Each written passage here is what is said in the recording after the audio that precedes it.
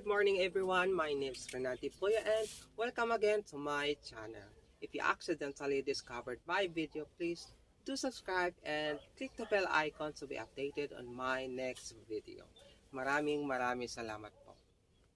And for today's video, we are going to propagate this kind of hanging plants. This is Pligmarioros pligmaria or the common tassel fern. And now I would like to introduce to you to my first tassel fern I propagated a month ago, and they are now showing a new shoots like this one.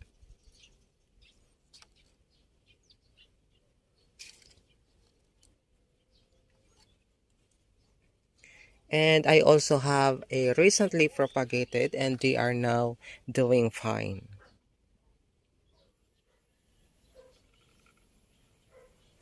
Ito po yung aking dalawang pots ng aking mother plant na tassel fern, and we are going to propagate it through its bulbils. Ayan. This is what we called bulbils or bobblet. We can also propagate it by division, but I am not going to propagate it by division because I only have two mother plants. That is why we choose this bulbils or bobblet o yung tinatawag nating offset.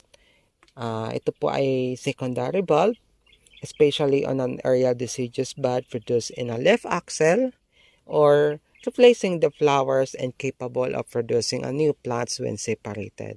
Kailangan lang po natin siyang putulin dito kasi meron naman po siyang mga ugat-ugat, pero kahit wala po siyang ugat ay pwede naman na po natin siyang itanim.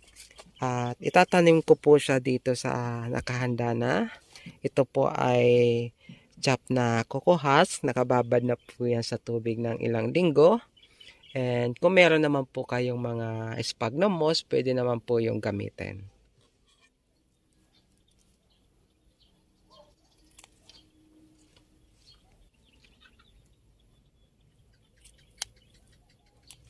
Ayan, ito na po yung mga nakuha nating offset or bulbils. Itatanim na po natin. Pwede naman po itanim natin ay isa lang, pero pwede naman po mga 4 or 5 para mas mabilis po siyang lumago.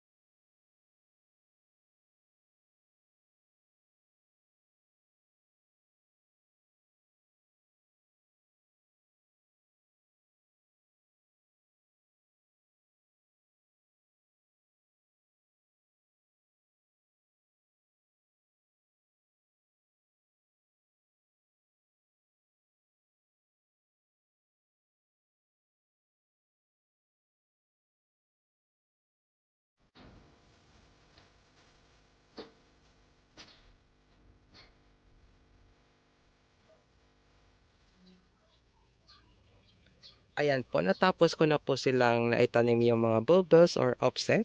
Ito po yung mga nauna kong propagation. By the way, pwede naman po tayong mag-propagate through cuttings, kaya lang matagal po ang ganitong proseso.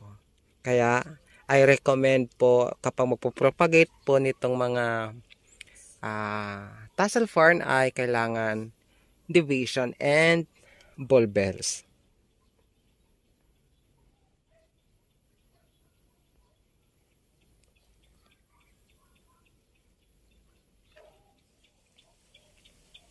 Ito pong mga tassel fern ay gusto po nila yung mahalumigmig na lugar. Pero pwede naman po silang ilagay sa morning and afternoon sunlight, so wag lamang po yung maghapon. At araw-araw ko po silang dinidilig. Gusto po kasi nila lagi pong basa yung kanyang medium. Tapos yung sa fertilizer naman po ay gumagamit ako ng Nutricoat. And yung foliar fertilizer ng Peters na Balance 20-20-20 plus trace elements po ng Peters. Maraming salamat po sa inyong panonood. Naway muli ay may naibahagi po ako sa inyo ng kaunting kalaman at huwag niyo po sanang kalilimutan mag-subscribe at i-click po yung bell icon para updated po kayo.